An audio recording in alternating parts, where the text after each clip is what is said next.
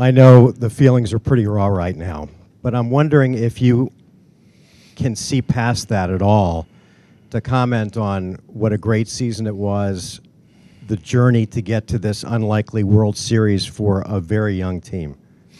Yeah. Before I get started, I just want to congratulate the Texas Rangers, Bruce Bochy, Chris Young, and all their players, ownership.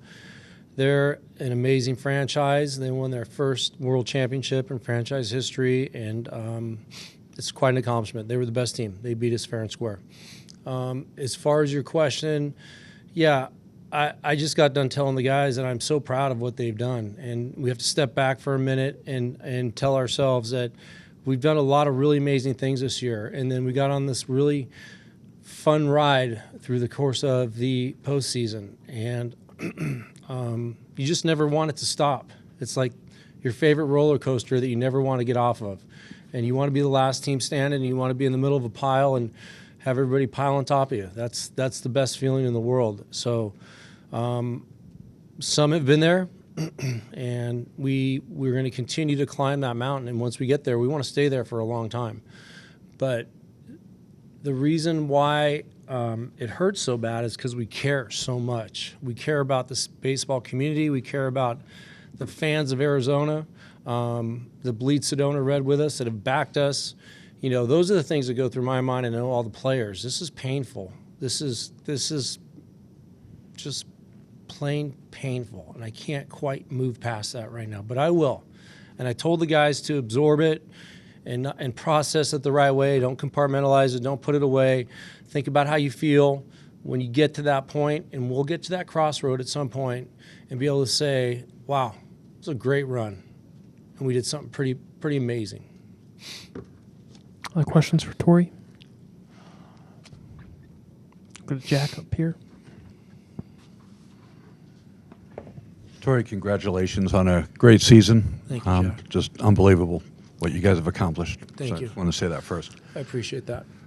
Also, just, for putting up with us. A lot of annoying, kind of silly questions sometimes, but thank you. Yeah. As you look forward to the next steps, I mean, how many days do you think it's going to be before you actually start thinking about next year? Man, that's a good question. I want to run away and hide for a few days. I want to go camping and just sit in the tent and suck my thumb, and eat ice cream. Is that the weirdest answer you guys have ever had right there?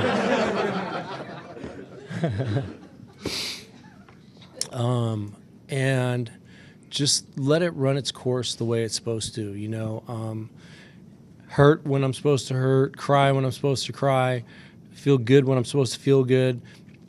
But when I wake up on that one morning, whenever it is, could be a week from now, 10 days from now, it's going to be a little while. I know that. I know how I operate. But when it is, it's going to be turn the page and let's go. It's go time. So I think everybody's in that same boat right now. And I want to hurt. I want to hurt because I want to remember what this feels like because I never want to feel it again. And everybody knows that feeling that I'm talking about, whether it's personal, something personal or something professional. You want to move off of these moments, but I'm not going to run away from it. Third row on your left, Dan. What can you say about Zach and the way he responded tonight and what he gave you given his struggles up to this point?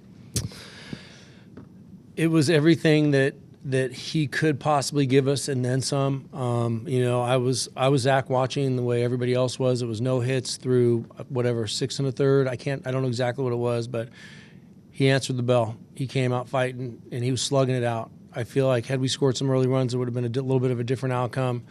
But we didn't, and he kept us in the game. And without him, we wouldn't have been in the position that we were in. The game really was in the balance until the 9th inning when they blew it open with 4 runs. And that's what good teams do. They did that on their own. But at the end of the day, when I walked in this ballpark today, I knew that Zach was going to be our starting pitcher, and I felt really good about it. I know what's inside of him. I know where his heart is, and he didn't let us down. Go up front to your left here. Torey, congratulations on the season. Thank you. That bunt by Gabby, was that something that was called, improvised? Can you walk us through that? He bunted on his own. We talked about playing downhill baseball, getting a lead. We just felt good about trying to get out front. You could see we were very aggressive. It was the first pitch not the first pitch, but the first chance we had. We stole a base. We executed, got them over. We couldn't find that big knock, and that's the difference in the game today. They did, and we didn't. But Gabby did that on his own. We talked about putting guys in scoring position and scoring first. That was a theme for us. It ended up being a big out, I know, and we didn't score any runs. Oh. Throughout the entire season, the D-backs have been praised for their defense, but the past 2 games, it was a little bit of a struggle. What was so different? What did you see? Yeah, inside of the day today and yesterday a little bit, it was kind of a grinding type of feeling. We weren't playing freely defensively, and you see what happens when you make mistakes like that, and you do it against good teams on this level. In the final series of the year, it compounds itself, and it led to some crooked numbers. I'm not saying they would or wouldn't have scored runs, but Alec was just trying to knock down 90 feet and save that guy going for first and third, and it led to a big inning. So we try to play fast. It means sometimes defensively, it means sometimes we make some mistakes, but we've been very good all year long at securing the baseball. The last 2 days we did not, and it showed up and made a difference. Far back on your right. Hey, Torey, wanted to echo Jack's congratulations and for putting up with us all year. I know it's really tough to look long-term right now and past the pain, but for such a young group that had such a bright future going into the year, to get this level of experience, just what do you think this is going to do for the program going future and the boost that you guys are going to get from all this experience? Yeah, there were people that were sitting in the dugout that didn't play that saw a different level, different brand of baseball, some injured players, some younger players. And, I'm just reminded of where we're trying to get to every single day. It's what motivates me when I get up. Like, where does this journey take this organization, take me every single day? And where does it end? I want it to end at the very tip top of that mountain, and we got really close, and I think we tasted it. So I know this team will be hungry, and I know it's gonna take a little time for us to absorb it, but I think you're going to see a very passionate, hungry baseball team walk into Salt River Field next year and be ready to go. And you get a certain understanding, you get a certain feeling about what it's like and what it tastes like and smells like. You come to the ballpark, it's just a little different atmosphere when you're playing in a World Series. But it took so much to get there, and I think the guys learned what that passage is like. It just takes a little bit of time to figure it out. And that's what amazed me about this group. We had guys that had no idea what they were doing, and they wound up in the World Series. Now that you know, you'll be able to peek around each corner and make sure that you're ready to go. I'm reminded a couple things that you just don't quite understand the sacrifice and the commitment that shows up every single day. Once you get there and once you get that feeling, it's what drives you and motivates you through those lean days of the middle of the season, of the dog days. That's what helps you fight. This group is grown up, and there is a certain type of glue that's going to hold them together now, and that's called something about it's called being in the World Series but not winning a World Championship. A couple more, Jeff, in the middle. Congratulations on a great season. Thank and you. I know the emotions are pretty raw right now. Yeah. But can you speak to the impact that the team has made on the Arizona sports community and the fans and the connection now that the fans seem to have with the team? Yeah, I felt that. I've been feeling that for the past month, maybe even the last couple weeks of the regular season, that this fan base was behind us, and they were ready to go at every turn to root us on, cheer us on, and allow something good to happen. I'm just sorry. I'm sorry I didn't do my job to get us there. But I will. We all will. And we know they're out there. We love them. They can say what they want to us, in the good times and the bad, but we know what they want. They want a world championship as badly as we do. We all bleed Sedona red. Take 2 last ones in the second row here. Torey, congrats on an incredible run. Thank you. Truly. I think we're all pretty impressed with what you guys were able to do Thank you. postseason. Seawald was a pretty big acquisition for you guys this year, and as you had mentioned, Texas was able to break it open with him on the mound in the 9th. Yeah. He also struggled to close out Game 1, obviously. Yeah.